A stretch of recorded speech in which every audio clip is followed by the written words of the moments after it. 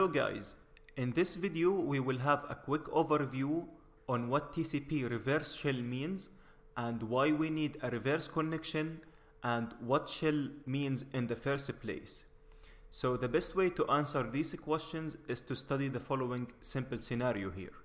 Let's say that we have a security assessment on a secure infrastructure. Now the target has a fully patched computers where we have a host-based firewall is enabled and antivirus is in place. Also, we have a corporate firewall which is configured properly and most likely it is integrated with intrusion prevention modules.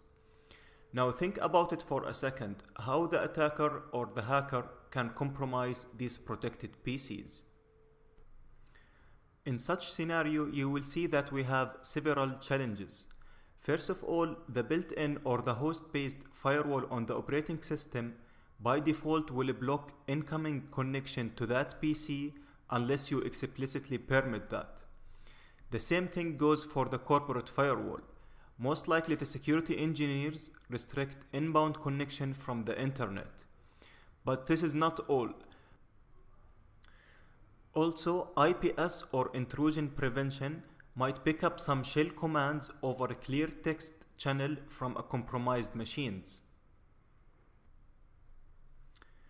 But if we somehow find a way to send a malicious file to that user, or at least trick that user to visit a malicious website that we can control and then download that malicious file, then we have a good chance to compromise that PC or maybe the entire network. So in order to bypass the firewall rule restrictions, the point here is to trick our target to execute a file, which is in our scenario is going to be the TCP client. Okay, and the TCP client is the one who will initiate the connection back to us. And here in this scenario, the Kali machine is going to be acting as a TCP server. And this is exactly why we need a reverse connection. Now notice in this diagram that I mentioned an HR computers, indicating that it's very important to choose your target very wisely. The easiest way to pick up a non-technical employees for spear phishing to make a successful attack. Creative method might include creating a fake LinkedIn account, then establish a connection to these employees here, and then start some conversations, earn their trust, and eventually trick them to gain access. Now let's talk about the second part, which is the shell, or what is a shell. So if we were able to initiate a cmd.exe process, which is the process for command line prompt on the target operating system, and then bind this process with a network socket. Okay, so this is our network socket. Then this technique is called a reverse shell.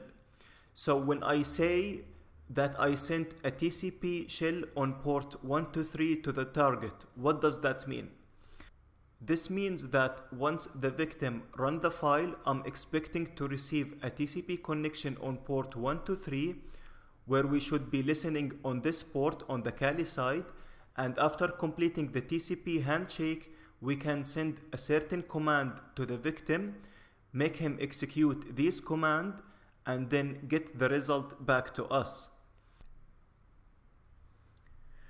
In the upcoming videos, we will see how to use the same channel not only to execute command, but also to transfer files.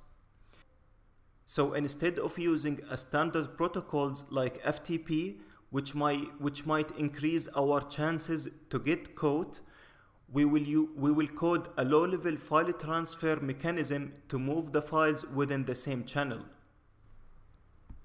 Okay, so last word before moving on to the next video, please keep in mind that a combination of social engineering as well as a client-side attack, which we explained, are the most powerful types of attacks, and it is highly likely to be successful.